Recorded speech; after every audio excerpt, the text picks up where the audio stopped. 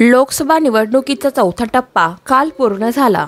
या चौथ्या टप्प्यामध्ये महाराष्ट्रात एकूण 59.64% मतदान झाले।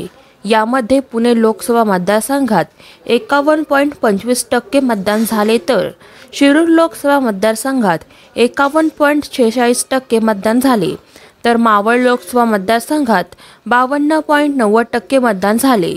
या लोकसभा निवडणुकीचा निकाल येत्या 4 जून रोजी लागणार आहे। घसरलेली टक्केवारी कोणत्या पक्षाच्या फायद्याची ठरेल हे 4 जूनला निकालानंतरच कळणार आहे। आपल्या शहराची बातमी मिळवा आता शबनम न्यूजच्या ॲपवर। शबनम न्यूज मीडिया ग्रुप वतीने आपल्यासाठी शबनम न्यूज ॲप तयार करण्यात आले आहे।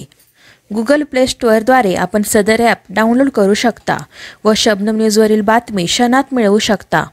मग वाट कसली पाहताय? गुगल प्ले स्टोअर ॲप आजच डाउनलोड करा।